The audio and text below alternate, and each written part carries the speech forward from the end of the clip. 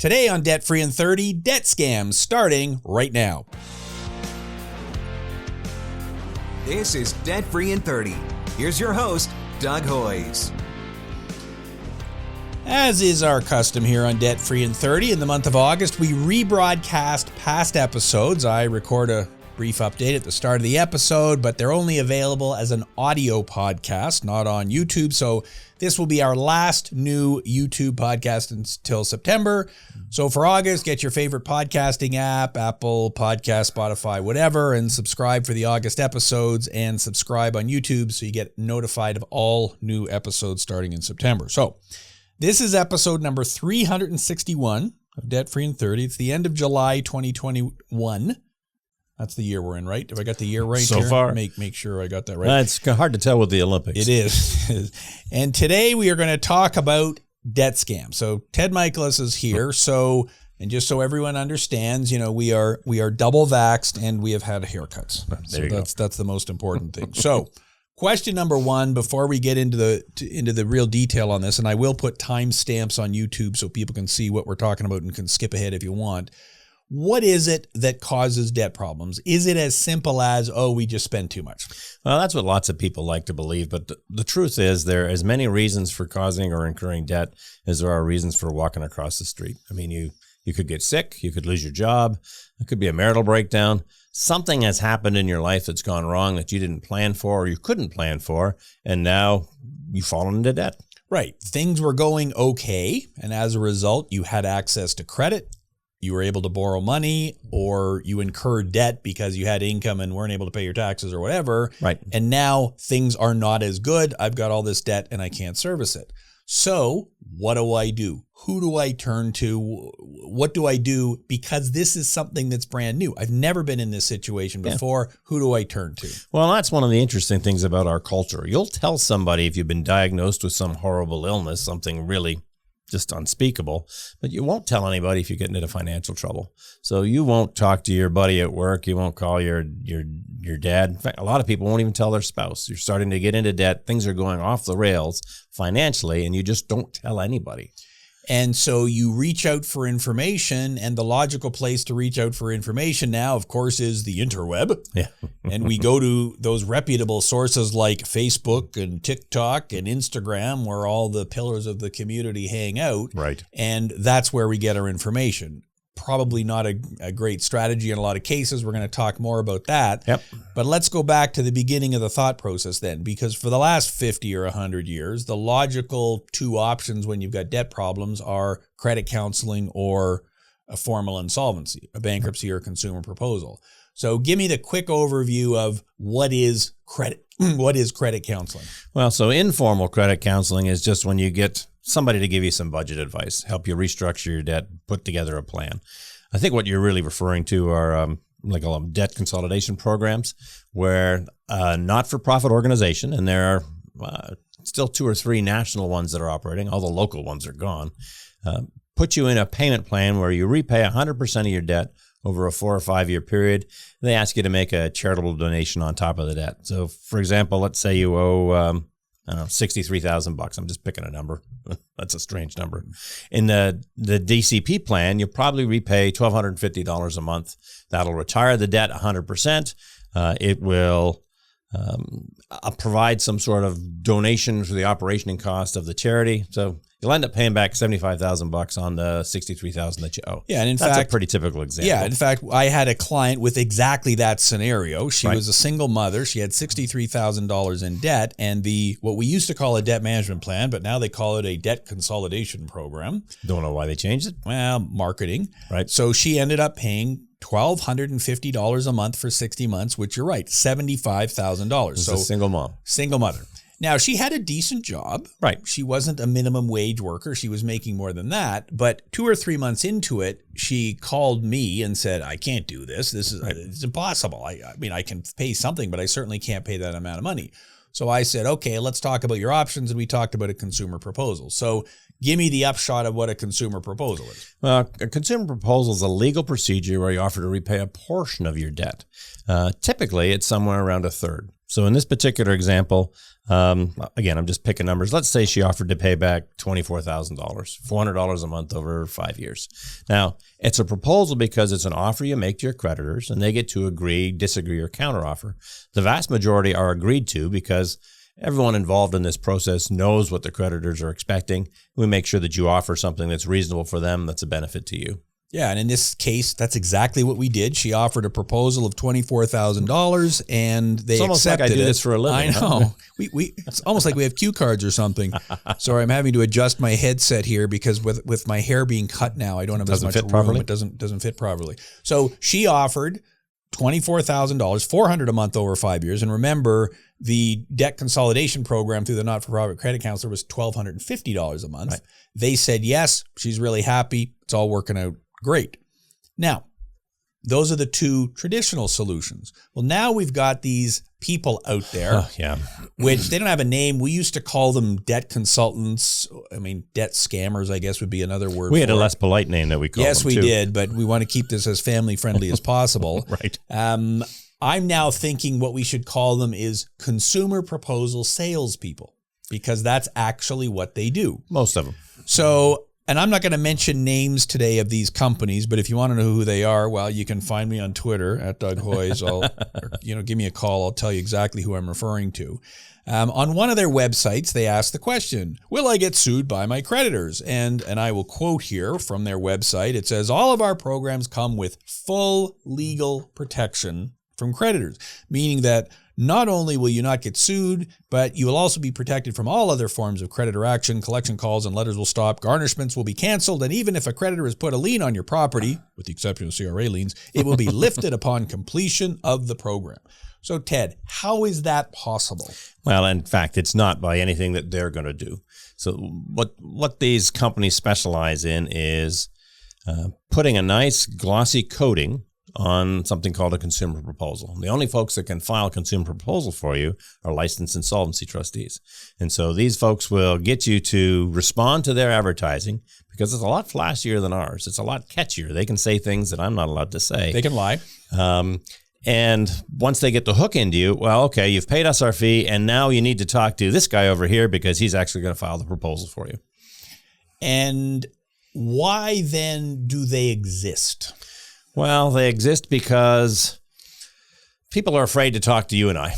I mean, we are scary people. We're not beautiful people. And they don't necessarily know that they need to talk to you and I. I mean, we spend a lot of time on advertising, a lot of effort trying to get the message out there. And there are lots of people in our industry that do that. But we can't compete with the folks that can basically out and out say whatever they want to say to hook you.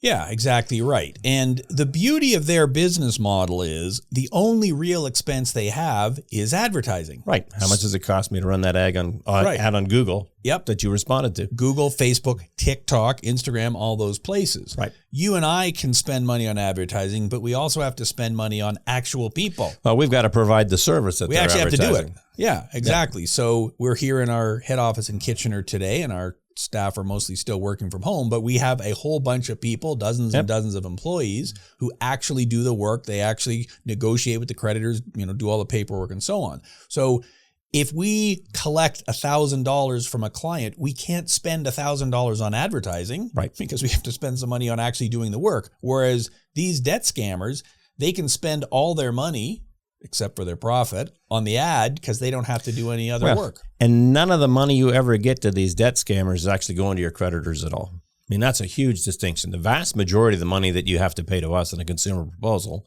is going to relieve your debt.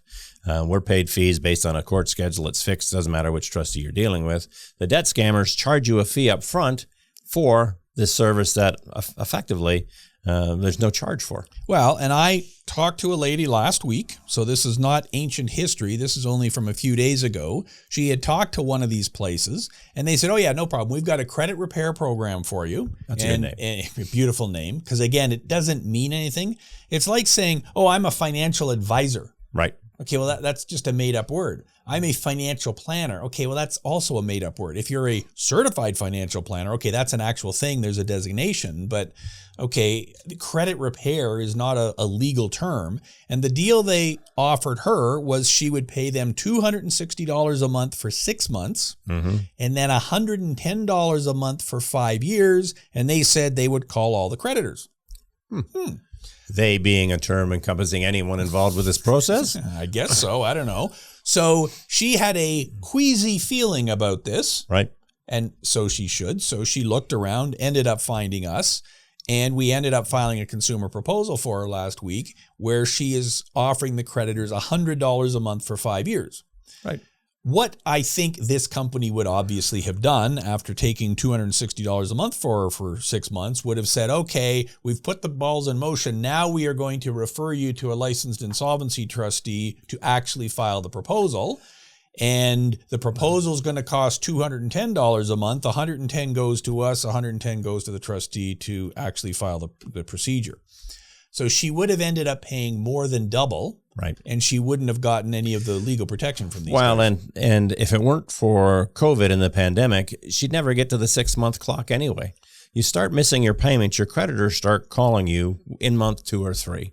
Anybody who's experienced this unpleasantness knows by month 3 or 4, it's downright awful. And so the thought that she could pay these guys for 6 months to basically do nothing, to buy them time to get their fee, and then refer to the trustee.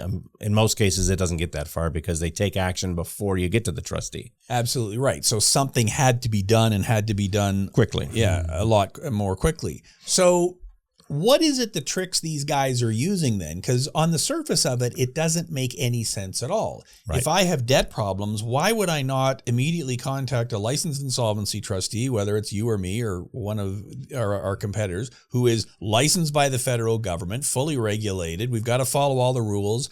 We've all got extensive, educational background. You and I are both chartered accountants, CPAs. Like, why would you go to somebody else? Well, so if you don't know anything about this subject, and the vast majority of people don't, so you get on your interweb, as you're calling it, and you go to Facebook or TikTok or God knows wherever you get your information, you're assuming that what you read is honest, accurate, and true. And so you're assuming that whenever you pull up one of these things, because I've done a Google search on debt relief programs, that the people that are there are somehow licensed and responsible and reputable. And the truth is they don't have to be any of those things, and the vast majority of them are not.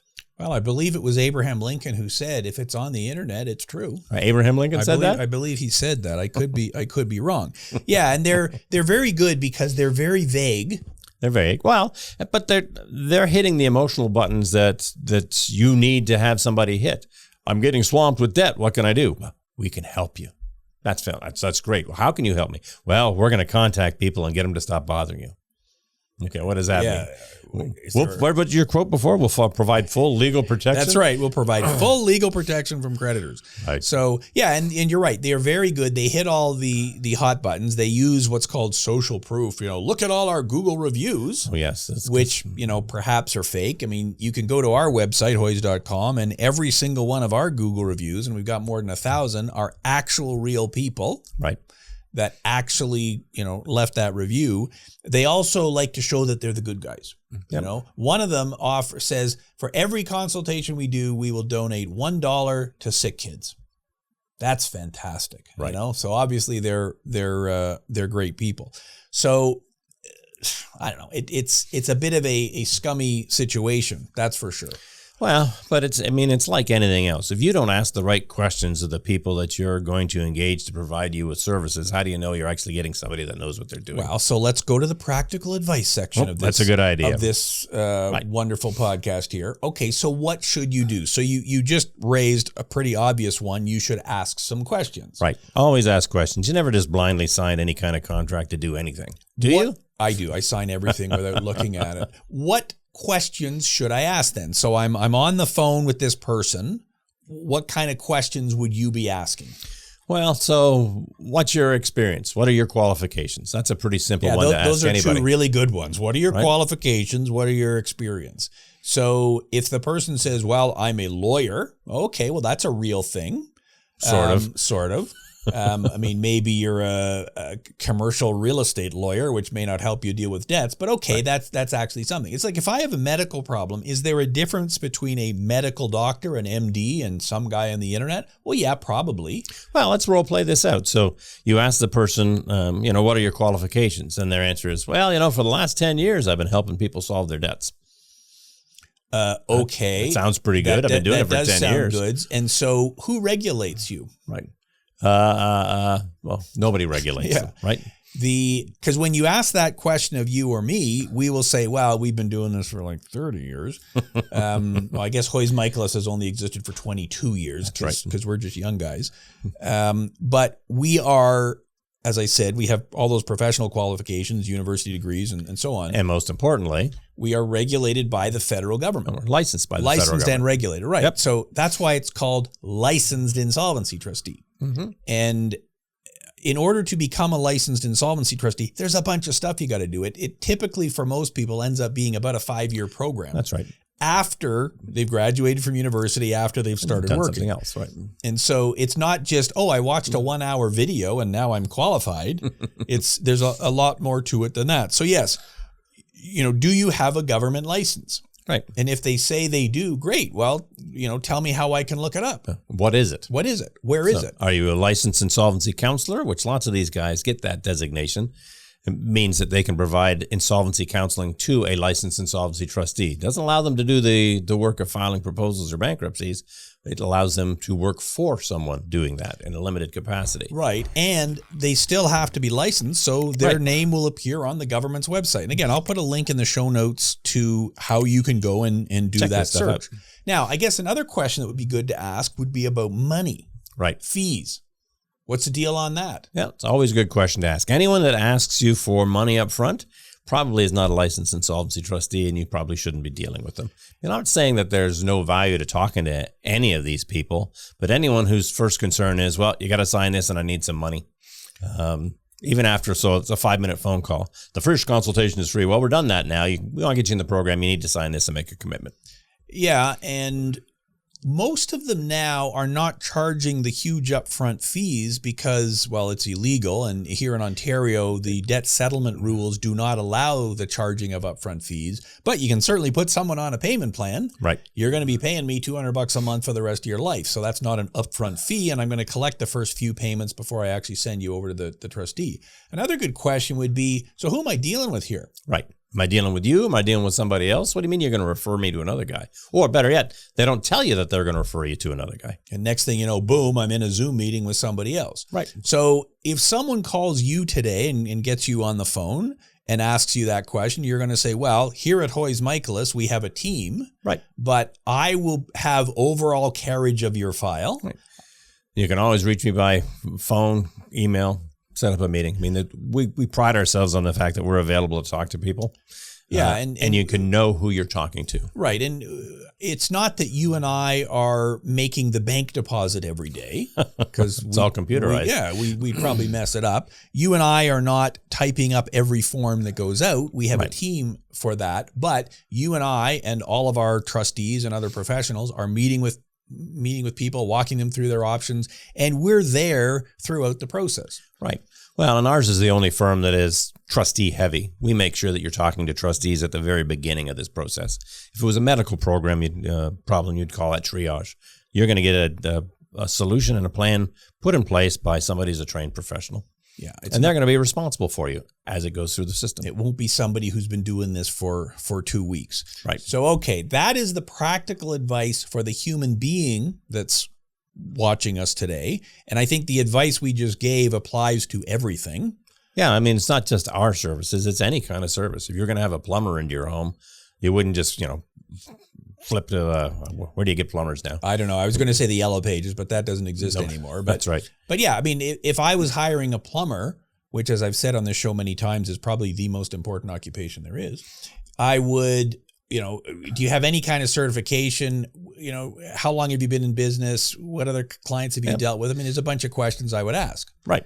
And if I wanted to get my car fixed, well, there's a difference between a Class A mechanic and some guy who... Bob's okay out of service. Now, Bob may be fantastic. Right. He may be great at this because he's been doing it for 40 years. And if it's a 40-year-old car, he's probably the guy you want. But I would still like to know that there are some qualifications. So that's our advice for the individual person. Right.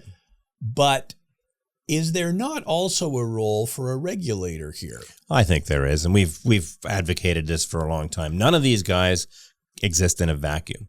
A debt consultant can't sell you one of these solutions unless they've got a licensed insolvency trustee that's willing to work with them. There's the key point. Right.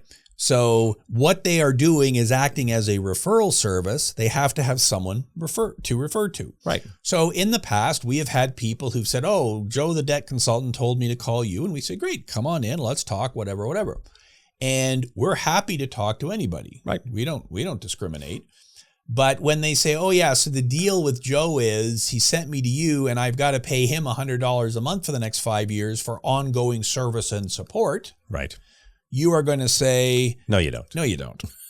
Forget that. And so we're cutting that off immediately. And Joe's never going to send me another guy. Exactly. And this is why we are not getting work from the debt consultants. Now, you and I know that the number of personal insolvencies filed in Canada over the last 16 months has dropped considerably because of the pandemic. Right. Which means a lot of people in our industry are hurting. Mm-hmm. They've still got their offices and their staff and all their costs, but now there aren't as many people filing bankruptcy for reasons we've talked about on this show before. So if a debt consultant phones up and says, hey, I've got a source of work, it's really tempting. Right. To hold your nose and say, okay, yep. I'm going to take on that file. Well, and the guys at great at risk, the fellows that started their practice sometime in the last 4 or 5 years that don't have a base build up. And so these guys are they're desperate for work. Yeah, we've been in business 22 years, so we've got a bit of cash in the bank. We can weather the storm to a certain extent. But yeah, somebody who doesn't have those resources can't. These people only exist, as you said, because there are LITs willing to take their work. Now, you don't have to trust me on this. Right. Because the OSB, the Office of the Superintendent of Bankruptcy, did a study a few years ago. It was based on the year 2016. And they, based on their study, and again, this is not my words, this is from the federal government, and I'll put links to this in the show notes so you can read it for yourself. 17% of all consumer proposals filed that year had the debtor paying an unlicensed debt consultant a fee for advice. Mm-hmm. 17%. And that's understated. Yeah, that's what they knew about. Those are the people that disclosed on the form, have you received advice before you talk to your trustee? Right. So there were clearly more than that. This is the base number. So that was about 9,660 files by my math. The average fee paid was $2,400. So this is $2,400 to refer you to somebody to actually do the work. So you do the math, that's over $23 million in fees paid in 1 year for advice to unlicensed, unregulated debt consultants. Well, it's no wonder they exist. Right. That's huge money. Mm-hmm. That's massive number. And again, we've done many shows on this. Show number 220 back in 2018. We talked about this for a long time. We actually had a guy on who explained how he had gotten roped in by one of these guys. Yep. So what is our advice then? So you get to sit down with the guy who's running to be the prime minister, because I assume we're going to have a federal election this year. Mm-hmm. What advice would you be giving? In fact, what advice have we already given to our elected overlords to put a stop to this? There has to be some sort of consequence to the licensed insolvency trustee that's accepting this kind of work. I mean, the most obvious one is it's a direct reduction in their fees equal to whatever the client's already paid. So it doesn't cost the creditors any money. It comes right out of the trustee's pocket for doing this thing. So you gotta punish the pimp. Right. Is what you're saying. I didn't say it that way, but sure, let's say it that way. That's how interviews work. People just put words in your mouth. So you're saying it's not the prostitute, Ted. We got to punish the pimp. Right. But yes, I agree. Because when we discuss this with the government, as you and I have done many times over the years. Many times. They say to us, well, we don't regulate them. They're unregulated. Right. But you do regulate the people that are doing the work. Right. Okay. We don't regulate bank robbers either. So what? We're just going to ignore that? Well, it's really hard. No, it isn't hard at all, actually. Right. We don't need any new laws, any new anything. Yep. What you have to do is cut them off at the source. So you made the comment that the reason the government knows that this is happening is because it's disclosed on the assessment certificate. Or it's supposed to be. And in 17% of cases it in was. 2016, it was. Yeah. So when someone meets with us, before they file a proposal or a bankruptcy, we are required to sign a piece of paper called an assessment certificate that says we've met with them, we've explained their options, and they have chosen to do a proposal or a bankruptcy. That's right. And part 2, have you received advice that you paid for from anyone else? If you have, we put it down. Right. Now, I think most licensed insolvency trustees who are getting work from the debt consultants actually do fill out that form because they can say, oh, I didn't do anything wrong. Right. I disclosed it. So therefore I'm clean, right? I'm totally fine. And because there's nothing wrong with me taking on a file for someone, so long as I'm not actually paying a kickback, right, I'm fine. It's unethical and immoral and really scummy, but it's not illegal. So the government knows how this is happening. So my advice, and I have actually met with the Superintendent of Bankruptcy on more than one occasion to discuss this, and I think she's actually very good. I've of all the superintendents you and I have dealt with over the years, the current one is a good one. The current one actually will return your phone call, so that's pretty good. I have high praise for her. And my advice to her was, okay, you don't have to change any rules, just gum up the works a bit. So the way we get paid at the end of a bankruptcy is we fill out all the paperwork, we send it to the government, and they have to sign off. Right. They send us a thing back, a letter of comment saying you may take your fees. Well, that usually happens electronically. It comes back pretty quickly. Well, is there any reason they couldn't review them manually for a few weeks? Well, they'd have to change the procedure somewhat because really we're talking about proposals more than bankruptcies. Okay, fair point. So let's talk about proposals then. Right. What could they do to gum up the works? Oh. Well, they could request a creditors meeting in every case. Yeah, that would gum up the works. That would really gum up the works. It would certainly create extra work. It would create a massive amount of extra work, but I think it would be temporary. So the second thing they could do, so they could hold, so what typically happens now, the creditors vote in favor of the proposal, it's automatically accepted. Right. Bing, bang, boom. And the creditors, the big banks, don't really know, well, they don't know that the debtor paid a bunch of money to some debt consultant.